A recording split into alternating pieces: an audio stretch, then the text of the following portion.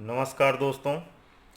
एक बार फिर से आपका ICS हरदोई की इस ऑनलाइन क्लास में स्वागत है। दोस्तों, पिछली क्लास में हमने विश्व के प्रादेशिक भूगोल के अंतर्गत ऑस्ट्रेलिया महाद्वीप के बारे में पढ़ा था और आज हम लोग पढ़ेंगे दूसरा महाद्वीप दक्षिणी अमेरिका। तो चलिए शुरू करते हैं दक्षिणी अमेरिका के बारे में। दक्षिणी अमेरिका महाद्वीप विश्व का चौथा सबसे बड़ा महाद्वीप है। विश्व का चौथा सबसे बड़ा महाद्वीप है।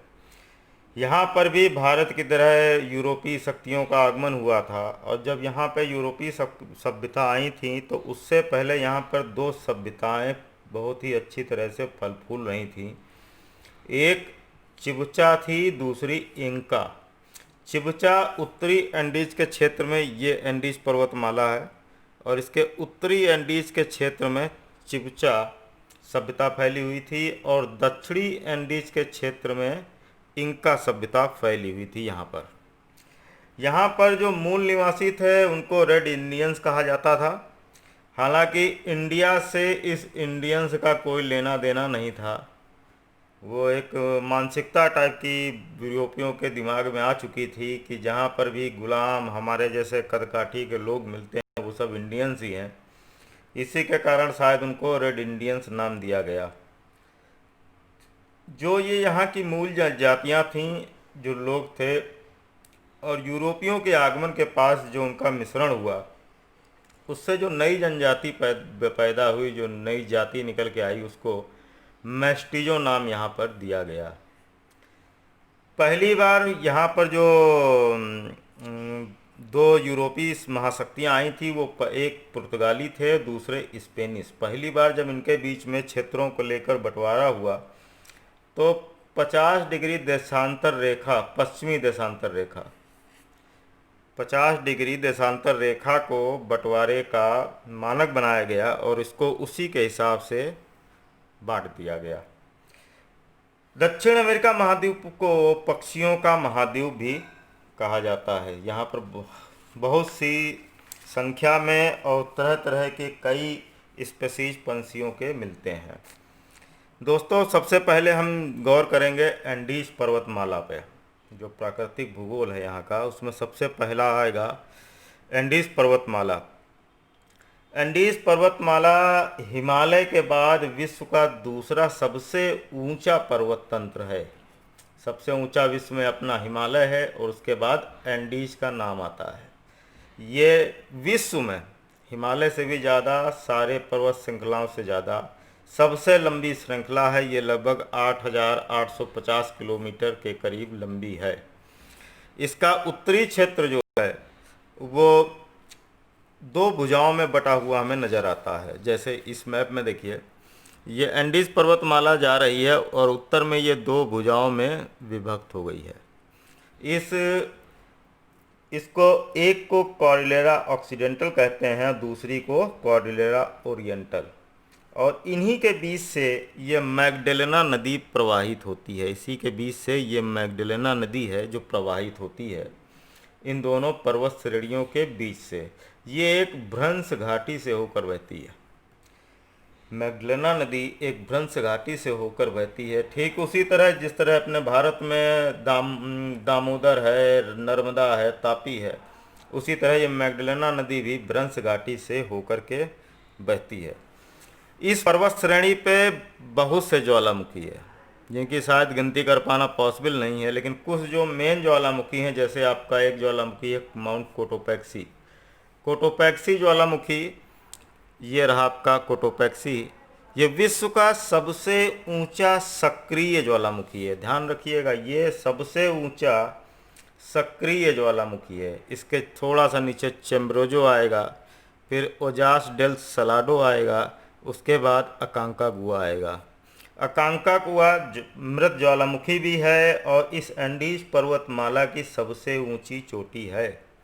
इस एंडीज पर्वतमाला की सबसे ऊंची चोटी अकांकागुआ है। इसके बाद हम जो जानेंगे वो ये जानेंगे कि ये जो एंडीज पर्वतमाला है यह किन किन देशों से होकर के गुजरती है। तो ये देखिए, यहाँ वेनेजुएला देश है ये, और इससे ये एंडीज यहाँ से शुरू हुई है। तो पहला देश हमारा हो गया वेनेजुएला, पहला देश वेनेजुएला। उसके बाद कोलंबिया में दाखिल होती है, ये देखिए कोलंबिया में आ रही है, तो दूसरा देश कोलंबिया। तीसरा देश ये देखिए इक्वेडोर। चौथा देश आपका बोलीविया, उसके बाद पेरू, उसके बाद अर्जेंटीना और उसके बाद Chile. Venezuela, Colombia, Ecuador, Bolivia, Peru, Chile, Argentina, कुल 7 देशों से होकर के एंडीज पर्वतमाला गुजरती है। ये ध्यान रखिएगा कि ये 7 देशों से होकर के गुजरती है या फैली हुई है, जिसमें Venezuela, Colombia, Ecuador, Bolivia, Peru, Chile, Argentina आते हैं। अब यहाँ पर जो नया प्रश्न बनता है वो ये बनता है कि एंडीज पर्वतमाला दक्षिण अमेरिका के किन देशों से होकर के नहीं निकलती है, किन देशों से होकर के नहीं जाती है। तो नंबर 1 में आपका आएगा ब्राज़ील, ब्राज़ील से नहीं जाती है। उसके बाद आपका ये फ्रेंच गुयाना से होकर नहीं जाता है। उसके बाद सूरीनाम से नहीं जाती है। उसके बाद गियाना से नहीं जाती है। और इसके अलावा पराग्वे, उरुग्वे से होकर के नहीं निकलती है। एक बार फिर से इस बात पे गौर कर लीजिएगा कि ये ब्राज़ील, फ्रेंच गुयाना, सूरीनाम, गियाना, ये फ्रेंच गुयाना है, सूरीनाम है और गियाना है, और ये ब्राज़ील, पराग्वे, उरुग्वे, इनसे होकर के नहीं निकलती है। एंडीज पर्वतमाला सर्वाधिक चौड़ी इस बोलीविया के क्षेत्र में होती है, सर्वाधिक चौड़ी बोलीविया के क्षेत्र में है। और उस्पलाटा दर्रा यहाँ पर पड़ेगा, और उस्पलाटा दर्रा के बगल में ही यहाँ पर आपका मेंडोजा शहर स्थित है। इस उस्पलाटा दर्रे से ही जो यहाँ पे ट्रांस कॉन्टिनेंटल रेलवे जाती है वो होकर निकलती है, जो कि चिली के वल्परासो शहर से ब्यूनस आयर्स तक जाती है। चिली के वल्परासो शहर से ब्यूनस आयर्स तक जाती है, और इसी उस्पलाटा दर्रे से होकर के वो जाती है। इसके बाद हम यहाँ के कुछ अन्य भौतिक प्रदेशों की बात करेंगे। तो अन्य भौतिक प्रदेशों में जो सबसे पहला प्रदेश की बात हम करेंगे गुयाना उच्च भूमि की। गुयाना उच्च भूमि, ये आपका गुयाना हाईलैंड है, यानी गुयाना उच्च भूमि। ये ब्राज़ील का उत्तरी क्षेत्र इसमें आता है, खुद गुयाना आता है, सूरीनाम आता है और फ्रेंच गुयाना आता है। ब्राज़ील का उत्तरी क्षेत्र, गुयाना, सूरीनाम और फ्रेंच गुयाना, ये 5000 से भी ऊंचा है। और जहाँ पे 5000 से ज़्यादा ऊंचा है वहाँ पर सघन वन पाए जाते हैं। यहाँ पर इसका सर्वोच्च शिखर जो है वो पिकॉर्ड नेम्बलिना है, जो कि ब्राज़ील की सर्वोच्च चोटी है।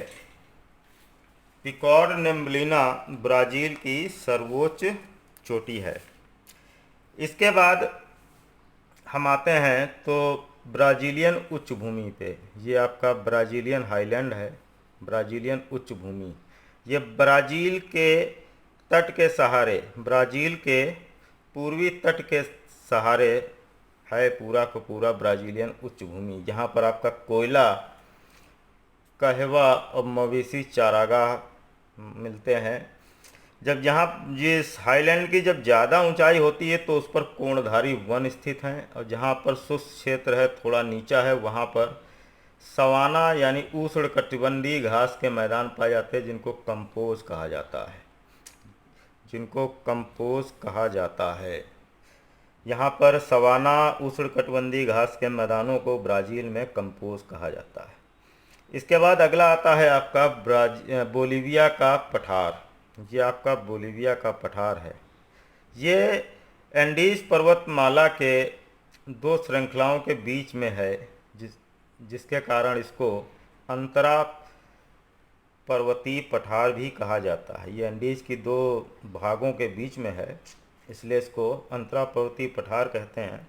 इस बोलीविया के पठार पे टिन के बहुत बड़े बड़े निक्षेप पाए जाते हैं, या कहें ये सबसे ज़्यादा ये पठार जो है टिन खनिज से भरा हुआ है। इसके बाद आपका मांटो ग्रासो का पठार आता है। ये है मांटो ग्रासो का पठार। माटो ग्रासो का पठार इसी ब्राज़ीलियन उच्च भाग का ही पश्चिमी विस्तार है। ये माटो ग्रासो का पठार ब्राज़ीलियन उच्च भूमि का ही विस्तार है। इसके बाद आता है आपका ग्रान चाको। ये है ग्रान चाको। ग्रान चाको का यहाँ पर स्थानीय भाषा में अर्थ होता है आखेट की भूमि। ये पश्चिमी पराग्वे और उत्तरी अर्जेंटीना तथा दक्षिण पूर्व बोलिविया के बीच में फैला हुआ एक निम्न भूमि है। अर्थात निम्न भूमि का मतलब यह है कि आप ये अपने अड़ोस पड़ोस की भूमि से नीचे है। यहाँ पर शुष्क झाड़ियाँ मिलती हैं और मवेशी पालन होता है। इसके बाद आता है अटाकामा मरुस्थल। ये है अटाकामा मरुस्थल। अटाकामा मरुस्थल कहाँ पर है? अक्सर हमने देखा है कि जिससे भी पूछे वो कहता है अटाकामा मरुस्थल कहाँ है, तो सीधे जवाब मिलता है चिली। लेकिन आपको यहाँ पर आज से एक दिमाग में गांठ बांधनी पड़ेगी कि ये केवल चिली में नहीं है, ये पेरू में भी है। इसके अंतर्गत आपका दक्षिणी पेरू और उत्तरी चिली आता है। अटाकामा मरुस्थल दक्षिणी पेरू और उत्तरी चिली में विस्तृत है। ये विश्व का शुष्कतम रेगिस्तान है। आपसे पूछा जाए कि विश्व का सबसे सूखा सबसे शुष्कतम रेगिस्तान कौन सा है, तो वो आपका अटाकामा आता है। यहाँ पर 15-20 साल हो जाते हैं बारिश की एक बूंद नहीं पड़ती है। बारिश अगर होती भी है तो 2-4 बूंद हो गई तो बस हो गई। कभी 20-30 सालों में थोड़ी बहुत बारिश हो गई तो हो गई, वरना बारिश का यहाँ पर नामो निशान नहीं मिलता है। इस क्षेत्र में आपको सोना भी मिलेगा, तांबा भी मिलेगा, सल्फर, नाइट्रेट सब चीज़ें उपलब्ध हैं। इसके बाद आपका आता है पेटागोनिया का पठार। ये आपका पेटागोनिया का पठार है। ये दक्षिणी अर्जेंटीना में फैला हुआ है। दक्षिणी अर्जेंटीना में ये गिरिपदी है। गिरिपदी का मतलब होता है पर्वत के पद में। गिरि मतलब पर्वत और उसके पद में, उसके पैरों में फैला हुआ ये पठार है। ये वृष्टि छाया प्रदेश के अंतर्गत आता है। वृष्टि छाया प्रदेश क्या होता है कि जहाँ पर कोई ऊंची पर्वतमाला या कोई भी ऊंची इमारत या कुछ भी हो जो बहुत ही ऊंचा हो और उसकी ये एंडीज पर्वत है, इसकी छाया जो है इस क्षेत्र पे पड़ती है। छाया के कारण क्या होता है कि जो भी इस तरफ से बादल आदि उठते हैं वो इन पर्वतों को पार नहीं कर पाते हैं, इसलिए ये स्थान सूखा रह जाता है। जैसे अपने भारत में पश्चिमी घाट के कारण लातूर वाला इलाका जो महाराष्ट्र में है वहाँ बारिश नहीं पहुँचती है, पुणे वाले इलाके में बारिश नहीं पहुँचती है। अब वो दोनों भी यहाँ पर वृष्टि छाया प्रदेश में, पश्चिमी घाट के वृष्टि छाया प्रदेश के अंतर्गत आते हैं। ये एक मरुस्थलीय क्षेत्र है। यहाँ पर झाड़ियाँ, छोटी मोटी घासें होती हैं जिस कारण भेड़ पालन और चारागाह पाए जाते हैं। इसके बाद आपका आता है पंपास क्षेत्र। पंपास क्षेत्र, ये रहा आपका पंपास क्षेत्र। पंपास क्षेत्र आपका अर्जेंटीना और उरुग्वे दोनों में फैला हुआ है। ध्यान रखिएगा, अर्जेंटीना ही नहीं उरुग्वे में भी पंपास का क्षेत्र फैला हुआ है। हमने ब्राज़ील में देखा था उष्णकटिबंधीय मैदान थे, कैंपोस घास के मैदान। यहाँ पर यह शीतोष्णकटिबंधीय घास के मैदान है। शीतोष्णकटिबंधीय घास के मैदान है। और जहाँ कहीं भी पूरे विश्व में शीतोष्णकटिबंधीय मैदान है, चाहे डाउन्स हो, चाहे वेल्स हो, चाहे पुस्तजा हो, चाहे कैंटरबरी हो, कोई भी मैदान हो, वहाँ पर गेहूँ और पशुपालन जरूर होता है। यहाँ पर गेहूँ और सूअर का पालन बहुत बड़ी मात्रा में होता है। इस पंपास क्षेत्र में एक घास पाई जाती है जिस घास का नाम है अल्फा अल्फा। ये बहुत ही पोषण युक्त घास होती है जिसको खाने से जानवर का वजन बहुत तेज़ी से बढ़ता है। और इस अल्फा अल्फा घास से ही होम्योपैथ की दवाई बनाई जाती है जो छोटे बच्चों में वजन बढ़ाने के लिए और उनकी लंबाई बढ़ाने के लिए प्रयोग की जाती है। अल्फा अल्फा घास से बनी हुई होम्योपैथ की दवाई यहाँ पर बड़े बड़े वाणिज्यिक चारागाह मिलते हैं। चलिए इसके बाद हम बात करते हैं कुछ खाड़ियों की। यहाँ पर पेनास की खाड़ी, ये रही आपकी पेनास की खाड़ी, ये दक्षिणी चिली में है। इसके बाद ग्रैंडे की खाड़ी, ये आपकी अर्जेंटीना दक्षिणी अर्जेंटीना में आती है। इसके बाद सैन जॉर्ज की खाड़ी, ये भी अर्जेंटीना में है। और सैन मैटियास की खाड़ी, ये भी अर्जेंटीना में है। इसके बाद ग्वायाकिल की खाड़ी, ये आपकी ग्वायाकिल की खाड़ी है। ग्वायाकिल की खाड़ी आपकी इक्वाडोर में आती है। इसके बाद हम बात करते हैं जल संधियों की। तो यहाँ पर दो जल संधियाँ प्रमुख हैं। एक है मैगलन जल संधि, ये आपकी मैगलन जल संधि है। ये इसके एक तरफ प्रशांत महासागर है, ये आपका प्रशांत महासागर है, दूसरी तरफ आपका अटलांटिक महासागर है। ये दोनों महासागरों को जोड़ती है। मैगलन जल संधि प्रशांत महासागर और अटलांटिक महासागर दोनों को जोड़ती है तथा दक्षिण अमेरिका की ये जो मुख्य भूमि है इसको, और ये नीचे जो द्वीप है ये है टिएरा डेल फ्यूगो। दक्षिणी अमेरिका मुख्य भूमि और टिएरा डेल फ्यूगो को अलग करता है। इसके बाद आपका आता है ड्रेक पास। ये ड्रेक पास, ये है आपका ड्रेक पास। इसमें ड्रेक पास में क्या है, ये प्रशांत महासागर और अटलांटिक महासागर को मैगलन की तरह मिलाता है, लेकिन अलग किसको करता है? अलग करता है ये दक्षिणी अमेरिका महाद्वीप को, और नीचे साइड में आपका है अंटार्कटिका महाद्वीप। ये दक्षिणी अमेरिका महाद्वीप और अंटार्कटिका महाद्वीप को अलग करता है। ड्रेक पास दक्षिणी अमेरिका महाद्वीप और अंटार्कटिका महाद्वीप को अलग करता है। इसके बाद हम बात करते हैं कुछ झीलों की। सबसे प्रमुख झील जो यहाँ पर है वो है मार्काइबो झील। ये आपकी मार्काइबो झील है और ये वेनेजुएला देश में स्थित है। कहाँ स्थित है? वेनेजुएला देश में।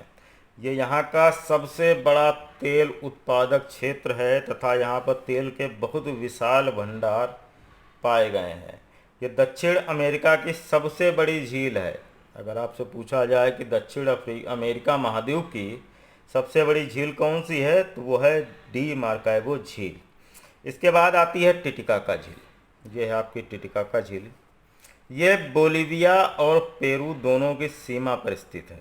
टिटिकाका झील बोलीविया और पेरू दोनों की सीमा पर स्थित है। ये विश्व में सबसे ऊंची नवगम्य झील है, लेक टिटिकाका। इसके बाद उसी के जस्ट नीचे आपको मिलेगी लेक पोपो, ये बोलीविया में स्थित है। इसके बाद और भी कई सी झील हैं, जैसे बालेंसिया झील, पातोस झील, मिरिम झील, अर्जेंटीना झील, माचिक्विटा झील और आयर्स झील। इसके बाद हम कुछ द्वीप के बारे में बात करते हैं दक्षिणी अमेरिका के। तो सबसे पहला द्वीप है गालापागोस द्वीप। यह इक्वाडोर के अंतर्गत आता है, गालापागोस द्वीप। और यहाँ पर एक हमारे वैज्ञानिक हुए थे, ये शोधकर्ता हुए थे चार्ल्स डार्विन। चार्ल्स डार्विन का नाम सबने सुना है, चार्ल्स डार्विन। चार्ल्स डार्विन ने अपने समस्त शोध के कार्य यहीं पर बैठ के पूरे किए थे और लिखे थे। इसके अलावा गालापागोस द्वीप जाना जाता है ओलिवर रिडले कछुआ के लिए। ओलिवर रिडले कछुआ, ये ओलिवर रिडले कछुआ का प्राकृतिक निवास है। भारत में ओलिवर रिडले कछुआ कहाँ पाया जाता है? भारत में ओलिवर रिडले कछुआ आपका उड़ीसा के तट पर पाया जाता है। ओलिवर कछुआ हमारे यहाँ हिंदुस्तान में उड़ीसा के तट पर पाया जाता है। इसके बाद जो प्रमुख द्वीप आता है वो आता है फॉकलैंड। इस पर यूनाइटेड किंगडम का अधिकार है और ये अर्जेंटीना और यूनाइटेड किंगडम के बीच विवाद का बहुत बड़ा कारण बना हुआ है। अर्जेंटीना कह रहा है ये मेरे क्षेत्र में है और यूनाइटेड किंगडम इसको छोड़ नहीं रहा है, क्योंकि यहाँ पर तेल के बहुत बड़े भंडार हैं, खनिज तेल के बहुत बड़े भंडार पाए जाते हैं, और जिसके कारण यूनाइटेड किंगडम इसको अपने कब्जे से मुक्त नहीं कर रहा है। इसके बाद आता है आपका टिएरा डेल फ्यूगो द्वीप। इसके बारे में हम जब भी राजनीतिक भूगोल पढ़ेंगे तो विस्तृत चर्चा करेंगे। एक द्वीप और है जिसका नाम है तहेती। तहती द्वीप क्यों जान लीजिए कि तहती द्वीप इसलिए जान लीजिए कि ऑस्ट्रेलिया में हमने पढ़ा था डार्विन, एक जगह थी डार्विन, और दक्षिणी अमेरिका में ये तहती द्वीप, ये दोनों भारतीय मानसून को निर्धारित करने का कार्य करते हैं। इन दोनों की जगहों पे हमारे यहाँ मानसून से पहले मौसम कैसा है, उसी से ये बात डिसाइड होगी कि बारिश अच्छी होनी है कि सूखा पड़ना है कि बाढ़ आनी है। इसके बारे में विस्तृत चर्चा हम तब करेंगे जब हम भारत का मानसून पढ़ेंगे। इसके बाद नदियों के बारे में जान लेते हैं, प्रमुख नदियां यहाँ कौन कौन सी हैं। सबसे बड़ी नदी घाटी जो है यहाँ पर दक्षिणी अमेरिका में है अमेजन नदी बेसिन, अमेजन नदी द्रोणी, अमेजन नदी घाटी। विश्व की सबसे लंबी नदी हम जानते हैं कि नील नदी है। उसके बाद दूसरी सबसे लंबी नदी आपकी अमेजन है। लेकिन दो शब्दों पे आप गौर कीजिएगा हमेशा कि एग्जाम में आपके लॉन्गेस्ट लिखा है, बिगेस्ट लिखा है।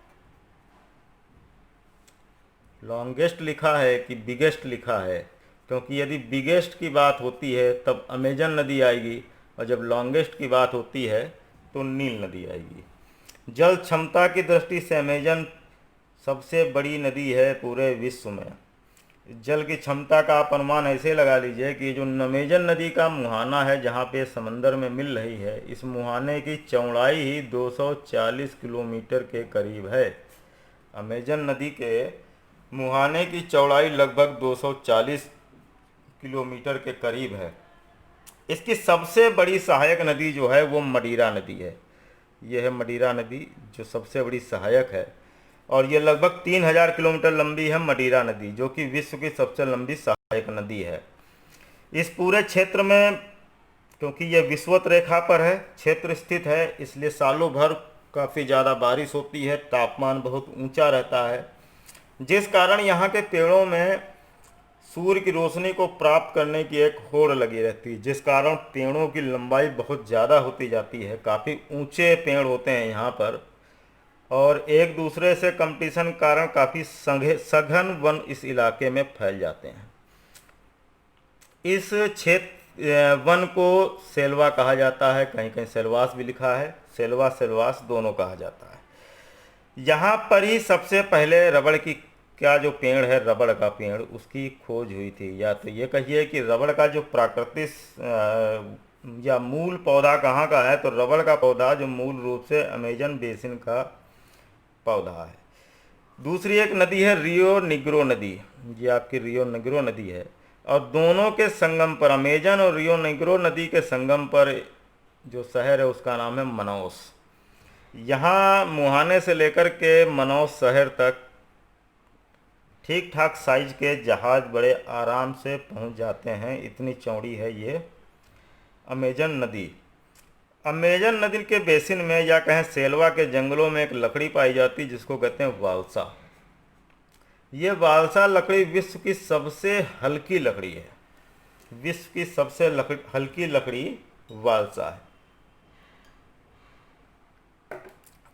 इसके बाद जो यहाँ पर सबसे फेमस नाम आता है वो आता है अनाकोंडा सांप का। थोड़ा सा सांप के बारे में जान लें। यह विश्व का सबसे ज़्यादा वजन वाला सबसे लंबा सांप होता है, जो कि लगभग 10 से 15 मीटर तक की लंबाई का हो सकता है। और ये कहाँ पे मिलता है? ये जो अमेजन बेसिन में जो भी नदी बहती है, क्योंकि आसपास जो जंगल हैं वो बहुत ही घने हैं, उनमें तो सांप जाएगा नहीं, और नदी की धारा में कोई पेड़ होगा नहीं, और नदी की धारा के किनारे हमेशा पानी होने के कारण एक दलदली टाइप की भूमि का निर्माण हो जाएगा, और जहाँ यहीं पर सूर्य की रोशनी भी मिलेगी, क्योंकि जंगल तो बहुत घना है और वहाँ तो रोशनी आ नहीं रही है। तो इसी इलाके में आपका मिलता है अनाकोंडा सांप। नदियों के किनारे की दलदली भूमि में आपका अनाकोंडा सांप पाया जाता है। इसके बाद दूसरी बेसिन आती है ओरिनिको बेसिन। ये आपकी ओरिनिको नदी है। ओरिनिको का अर्थ होता है नाव योग, मतलब जिसमें नाव चलाई जा सके। इसके इलाके में घास के जो मैदान हैं वो हैं उष्णकटिबंधीय घास के मैदान, जिनका नाम है लानोस। हमने ब्राज़ील में देखा कैंपोस उष्णकटिबंधीय, यहाँ पे हमने पढ़ा लानोस। अर्जेंटीना उरुग्वे के क्षेत्र में हमने पढ़ा पंपास, लेकिन वो शीतोष्णकटिबंधीय घास का मैदान है। इस ओरिनिको की एक सहायक नदी है रियो करोनी। इस ओरिनिको की एक सहायक नदी है रियो करोनी, और इसी नदी पर विश्व का सबसे ऊंचा जलप्रपात एंजिल जलप्रपात स्थित है। विश्व का सबसे ऊंचा जलप्रपात एंजिल जलप्रपात है, और ये ओरिनिको की सहायक नदी रियो करोनी पर है, और ये वेनेजुएला देश में है। वेनेजुएला, एंजिल फॉल जो आपका है वो वेनेजुएला देश में है।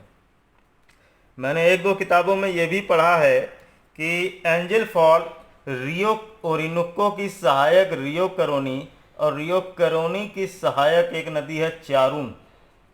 चारून नदी इस पर स्थित है। ये बात अपने दिमाग में हल्की फुल्की डाल लीजिएगा कि अगर आ ही गया, मान लीजिए एग्जामिनर ने जो पेपर सेट किया है वो उस किताब से किया है जहाँ ये चारून नदी लिखी थी, तो ऑप्शन में अगर वो चारून नदी डालता है तो रियो करोनी की जगह पहला ऑप्शन आप चारून नदी को लगाइएगा।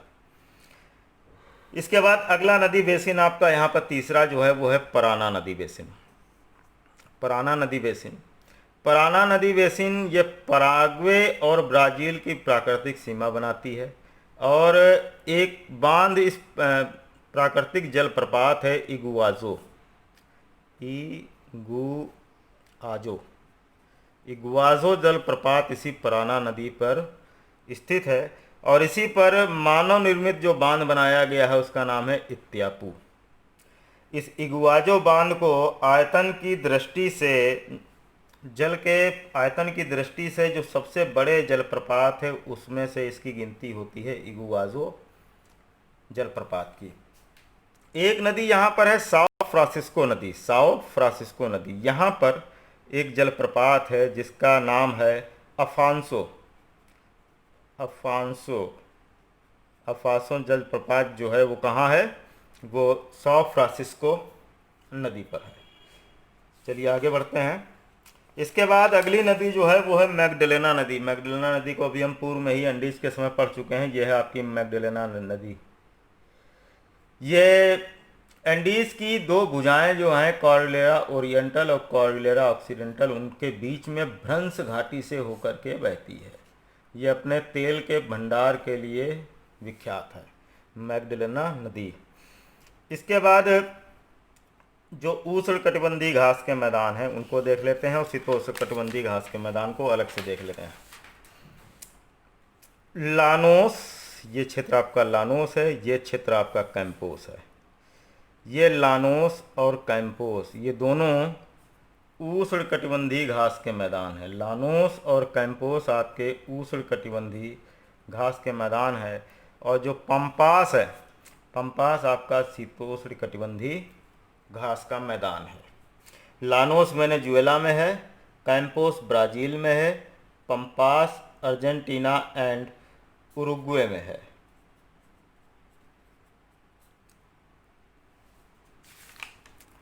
इसके बाद एक बार फिर से हम जलप्रपात देख लेते हैं अलग से।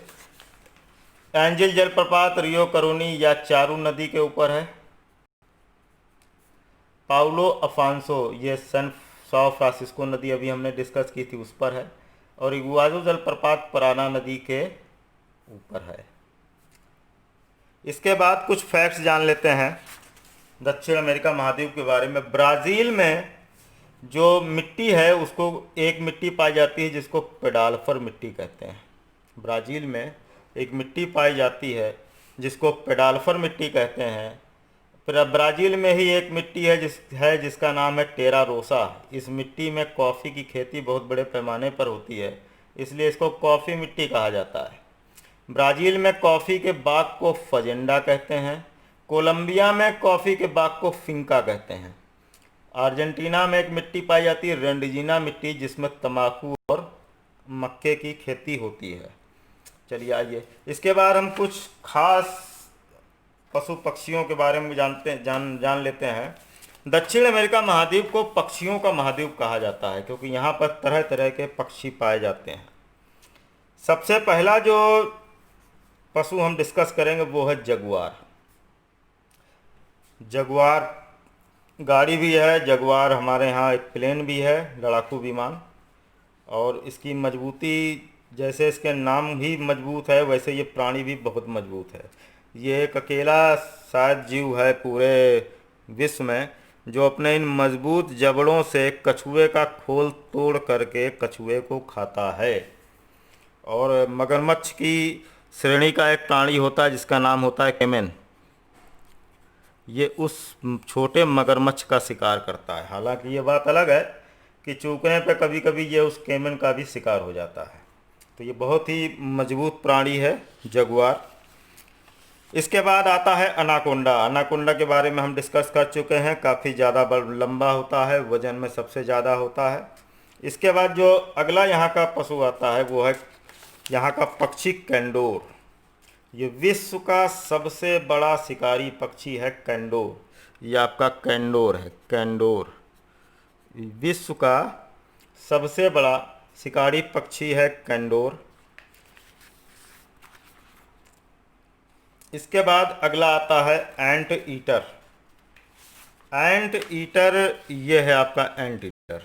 इसकी ये जो सूंड है ये काफ़ी लंबी होती है और इसी के मदद से ये चींटियों को मारता है, चींटी भक्षी होता है, इसीलिए इसका नाम एंट ईटर पड़ा है।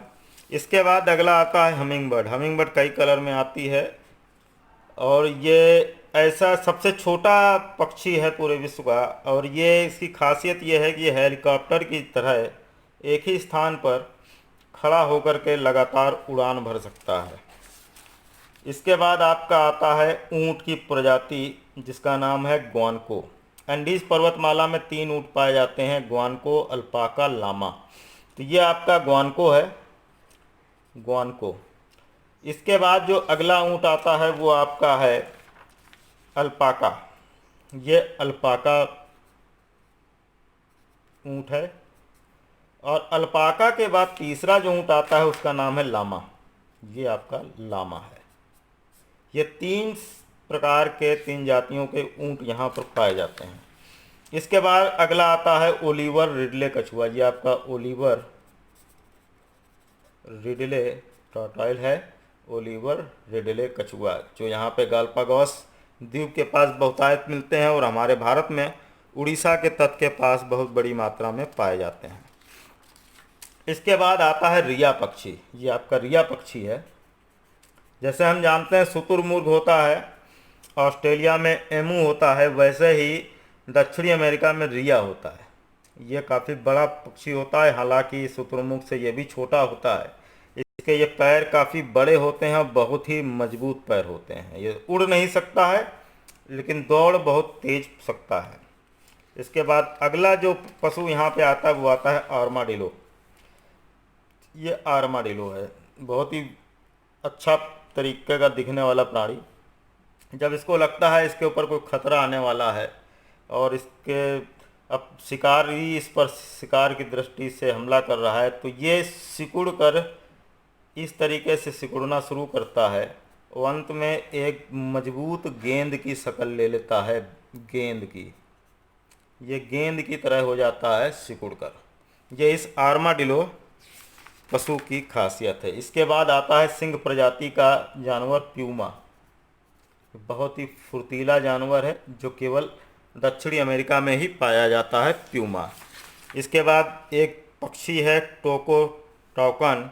ये बहुत ही लंबी चोंच वाला जानवर है जो केवल दक्षिण अमेरिका में पाया जाता है। इसके बाद कापुचिन बंदर आता है। कापुचिन बंदर बहुत ही छोटे साइज का होता है और बहुत ही तेज़ दिमाग का बंदर माना जाता है। इसके बाद ये आते हैं कैपिबारा उन्हीं इलाकों में रहते हैं जहाँ जगुआर और कैमेन मगरमच्छ रहता है और ये जगुआर और कैमेन दोनों का प्रिय भोजन है। इसके बाद अगला आपका आता है स्लॉथ के हाथ की संरचना देखिए, केवल नाखून है और ये बहुत ही कुछ प्राकृतिक कारण इसके साथ ऐसे रहे हैं कि ये बेचारा बहुत ही धीरे चलने वाला, बहुत ही सुस्त तरीके का जीव है, स्लॉथ। इसके बाद अगला जो जीव है आपका वो है कैमन। ये है आपका कैमन, जिसकी अभी हम बात कर रहे थे कि इसका शिकार जगुआर करता है। ये कैमन है, मगरमच्छ की ही जाती है। इसके बाद एक बहुत ही खतरनाक जो जीव है अमेजन की नदियों का, वो है पिराना। ये पिराना के आप दांत देख रहे हैं कैसे हैं। पिराना जनरली नदियों में झुंड में रहती है, अमेजन की नदियों में, अमेजन घाटी की नदियों में। और कोई भी जो जानवर या कोई भी भूला भटका अगर इसके क्षेत्र में आ गया तो ये अपनी संख्या और पैने दांतों की वजह से यह कुछ ही समय में पूरे के पूरे जानवर को साफ कर देती हैं। एक बहुत ही खतरनाक मछली होती है पिराना। चलिए इसके बाद हम कुछ राजनीतिक भूगोल की बात कर लेते हैं। और सबसे पहले हम बात करते हैं ब्राज़ील देश की। ये ब्राज़ील देश के बारे में हम बात करते हैं। इक्वेडोर और चिली, दो जगहों को छोड़ करके, एक देश आपका इक्वेडोर और दूसरा देश आपका चिली, चिली को छोड़कर ये दक्षिण अमेरिका के हर देश से जुड़ा हुआ देश है ब्राज़ील। ब्राज़ील सभी देशों से सीमा बनाता है इक्वेडोर और चिली को छोड़कर। यह एक अकेला देश है पूरे विश्व में जो जनसंख्या और क्षेत्रफल दोनों ही दृष्टियों से 5वें स्थान पर है।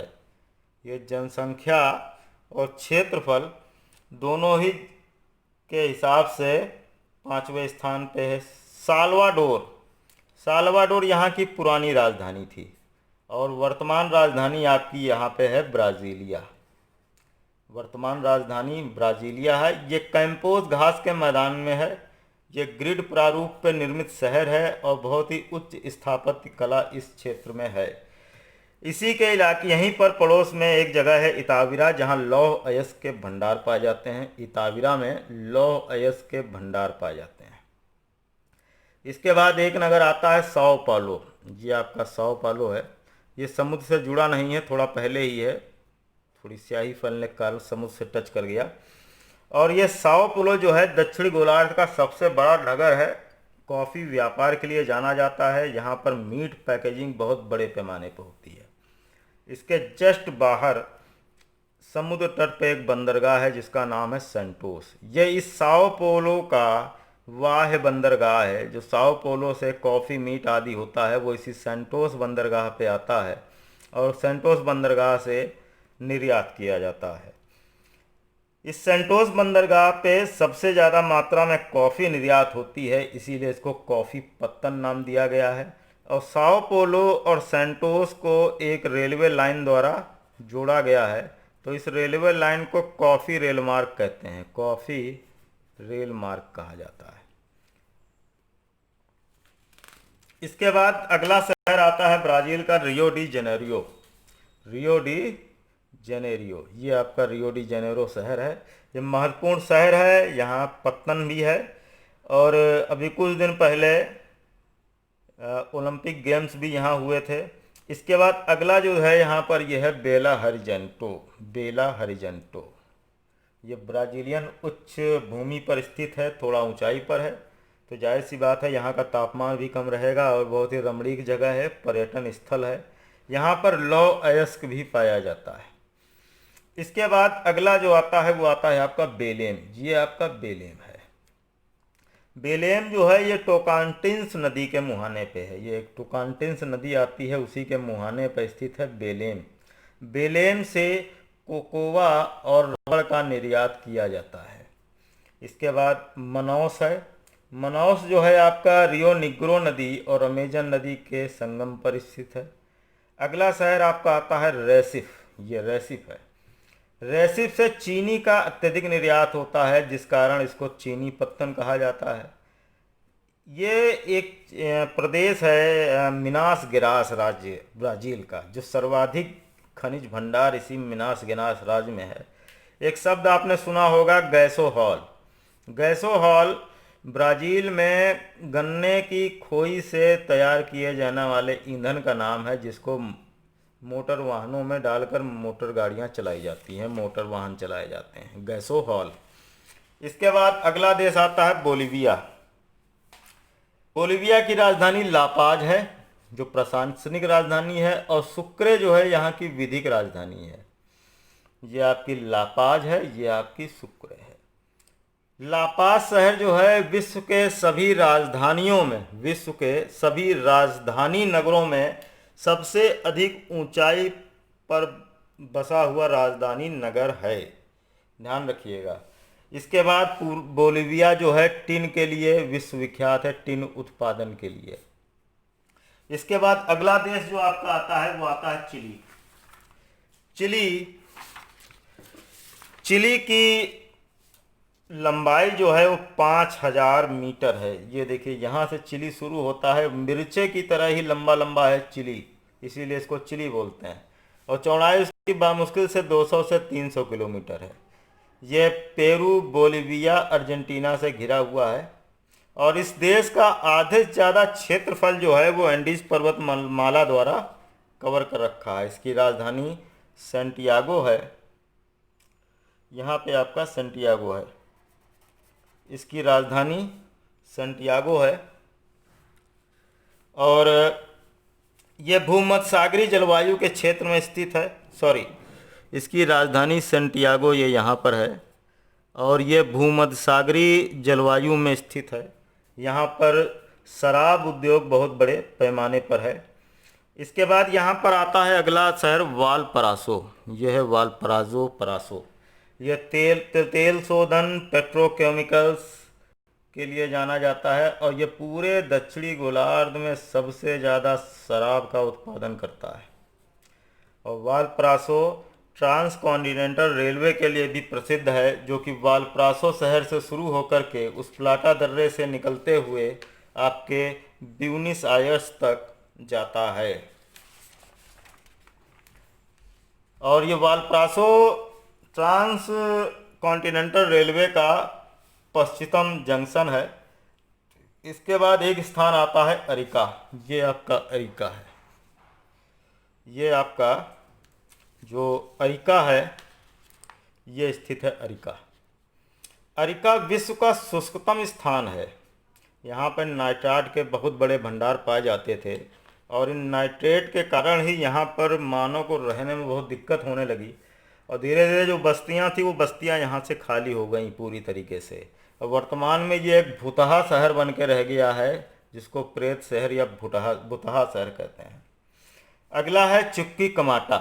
ये आपका चुक्की कमाटा है, जो कि बोलीविया और चिली के सीमा पर स्थित है। ये विश्व का सबसे बड़ा तांबे का उत्पादक शहर है, इसको तांबा राजधानी भी बोलते हैं, और ये बोलीविया की सीमा पर है। इसके बाद एक आता है पुंटा एरेनास। ये आपका पुंटा एरेनाज है, जो कि चिली के सुदूर दक्षिण में स्थित है। पुंटा एरेनास चिली के सुदूर दक्षिण में स्थित है, और ये विश्व का सबसे दक्षिणी स्थान है जहाँ पे मानव की आबादी है। विश्व का सबसे दक्षिणी स्थान जहाँ मानव की परमानेंट आबादी है, और ये क्षेत्र जो है खनिज तेल के विशाल भंडारों से भरा हुआ है। ये क्षेत्र खनिज तेल के विशाल भंडारों से भरा हुआ है।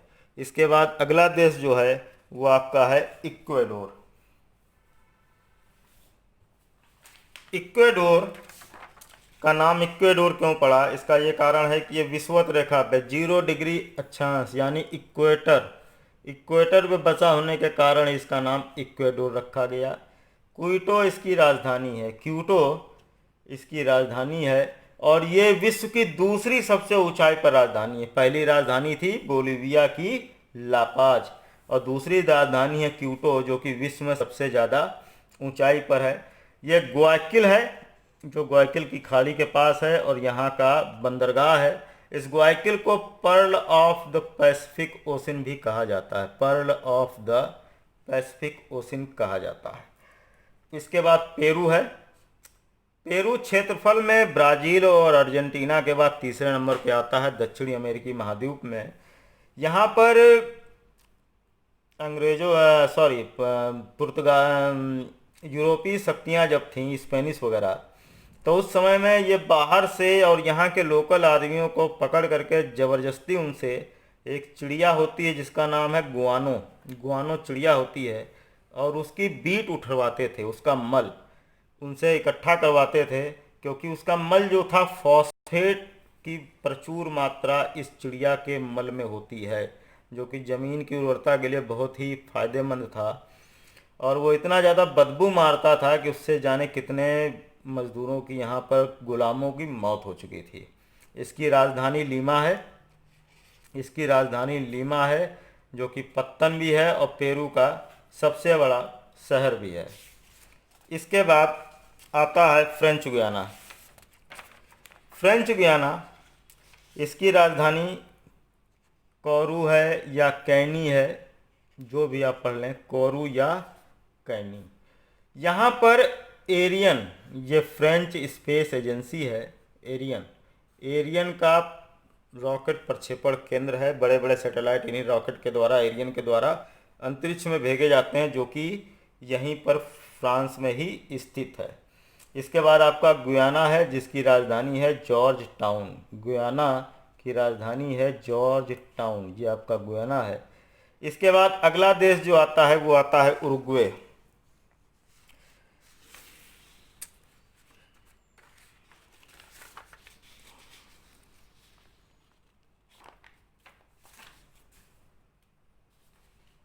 उरुग्वे दक्षिण अमेरिका का ये एकमात्र देश है जो पूरा का पूरा मकर रेखा के दक्षिण में स्थित है। उरुग्वे देश ही एकमात्र दक्षिण अमेरिका का देश है जो पूरा का पूरा मकर रेखा के दक्षिण में स्थित है।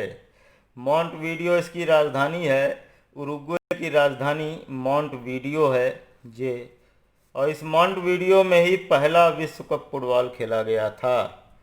मॉन्टवीडियो में ही पहला विश्व कप फुटबॉल खेला गया था। अब ये आपको ढूंढना है कि उसका विजेता कौन था।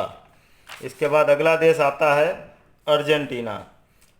अर्जेंटीना में पेटागोनिया का पठार यहाँ पर है, और टेरा डे फ्यूगो जो नीचे वाला इलाका है, इस इलाके में भेड़ पालन मशहूर है। इसकी राजधानी है ब्यूनस आयर्स। इसकी राजधानी ब्यूनस आयर्स है। यहाँ का सबसे बड़ा नगर है, वाणिज्यिक चारागाहों के लिए प्रसिद्ध है, मांस उद्योग बहुत मशहूर है। इसके बाद दो जगह यहाँ पर आती हैं, एक बहिया ब्लांका और रोजेरियो। ये है रोजेरियो। ये पूरा का पूरा क्षेत्र गेहूं और मांस उत्पादन के लिए प्रसिद्ध है, क्योंकि ये पाम्पास के क्षेत्र में आता है। एक शहर यहाँ पर है मेंडोजा। ये है आपका मेंडोजा शहर। ये है मेंडोजा शहर। ये एंडीज पर्वतमाला में एक दर्रा है पास है, जिसका नाम है उस्प्लाटा। इस उस्प्लाटा दर्रे के बगल में बसा है मेंडोजा शहर, और इस वलपरासो से ट्रांस कॉन्टिनेंटल रेलवे इस उस्प्लाटा दर्रे से होते हुए मेंडोजा शहर जाते हुए ब्यूनस आयर्स तक आती है। इसके बाद जो यहाँ पे पशुपालक होते हैं उनको कहा जाता है ग्वाचो। ग्वाचो पशुपालकों को कहा जाता है, जो यहाँ पर अर्जेंटीना में पशुपालन का कार्य करते हैं। इसके बाद कोलंबिया।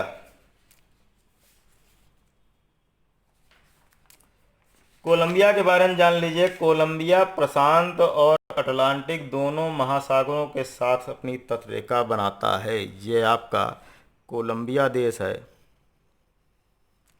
ये कोलंबिया देश है, और इधर आपका अटलांटिक महासागर है और इधर आपका प्रशांत महासागर, ये दोनों के साथ तटरेखा बनाता है। एक दूसरा क्वेश्चन ये उठता है कि ऊपर से नॉर्थ अमेरिका की तरफ से जो पैन हैंडल आकर के दक्षिणी अमेरिका को जोड़ा था, जिसने कभी बाद में इसमें पनामा नहर बना करके इसको तोड़ दिया गया। ये पैन हैंडल दक्षिणी अमेरिका के किस देश को टच करता है या किस देश से छूता है? तो ये जान लीजिए, ये कोलंबिया देश से छूता है। बहुत ही महत्वपूर्ण क्वेश्चन है।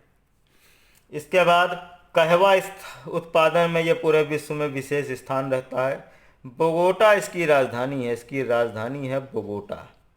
इसका नाम कोलंबस के नाम पर ही कोलंबिया पड़ा था। संसार का 95% पन्ना, जिसको मरकत बोलते हैं या एमराल्ड बोलते हैं, इसका उत्पादन कोलंबिया करता है। इसके बाद आता है वेनेजुएला। ये आपका वेनेजुएला है, इसकी राजधानी है कराकस।